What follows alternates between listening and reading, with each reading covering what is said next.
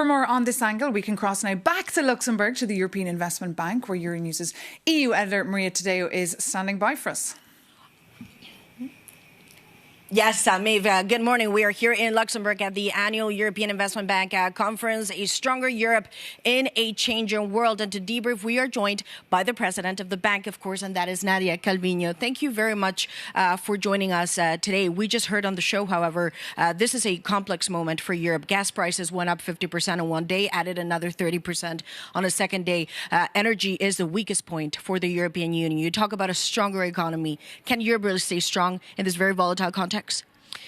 I think that the current escalation of the conflict in the Middle East makes it more urgent than ever that Europe reinforces its strategic autonomy, whether it's in the area of energy or security and defense. In the last 4 years, since the beginning of the war in Ukraine, Europe has become much more resilient, much more independent. European companies have proven to adjust and to be flexible, to adapt to these changing conditions. And so I'm confident that this time around we will also be able to tackle this challenge. But do you worry, however, that this could, of course, there's many uncertainties and it's unclear how long this war is going to go on or even if Europe will have to participate in a more active way. But are you concerned, perhaps, that this is another energy shock to a European Union already shocked from this escalation of prices in gas and cutting away from Russia? Is that something that you worry about at this stage? But, it's not only about Europe. I think that war is destabilizing the global economy. Tensions, conflicts that we're seeing in these last years are obviously not conducive to a framework and to an environment of stability, peace and investment. So as European Investment Bank, what we do is obviously to support strategic investments in Europe and also contribute to a more peaceful, more stable world around us. And of course, yesterday in your speech in which you said Europe needs to go bigger and now much faster too, it is clear there's a connection now with the economy, the single market, and of course, defense. You can play that double feature and that double role with the European Investment Bank spending more money in loans into defense. Is that something where you believe this year you could become that defense bank? Many around the table in Europe want you to do that. Well, 2025 was a turning point for the European Investment Bank in terms of financing security and defense. We already reached 5% of our finance inside the EU devoted to this sector. We have a very robust pipeline of projects. We will continue on the same track, but each player needs to play its role. We're not the defense ministry, so the European Commission, the European Defense Agency, NATO. So you don't see yourself as a defense bank. You see yourself as a multiple bank. You don't want to be the European Defense Bank for a European security union, perhaps. That's not what you see your role being at this point.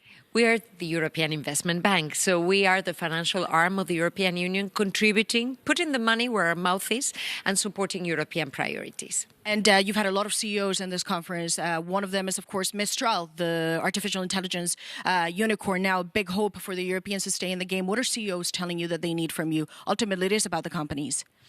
Well, the main message we're getting from business leaders, and I'm really grateful and impressed that with all that's going on around us in the world, actually we gathered here in Luxembourg a stellar lineup of speakers, institution leaders, top managers of leading companies, also investors.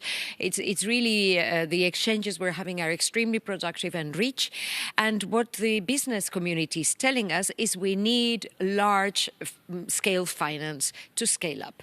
Europe has leading technologies, incredible talent, research capabilities, also a very vibrant ecosystem of startups and growing companies. What we need is large-scale venture debt, venture capital investments that can allow these companies to grow into global leaders. Because otherwise they list in America, they go to New York. And speaking of America, however, I have to ask you just as a final question. Of course, you've had a long career working in the European Commission. You also served as finance minister and economy minister in Spain under the government of Pedro Sanchez. Obviously, there's now a lot of tensions between the two sides. I'm sure you saw the news yesterday, full embargoed on the Spanish economy, according to the U.S. president. Do you have any reaction? Well, obviously, Europe is speaking with one voice in this area. We are united when it comes to trade, when it comes to the economy, and more generally, I think that we all benefit from respecting international law and trying to contribute to peace around the world. This has served us well for the last 80 years, and we should continue on that track. The European Union is a force for good, a force for stability, for win-win partnerships, for peace, and I am quite sure that we will continue to try to de-escalate current tensions and find positive ways out. Well, let's see about that de-escalation. Thank you so much, President, for joining. And of course, Maeve, this forum continues now. Back to you.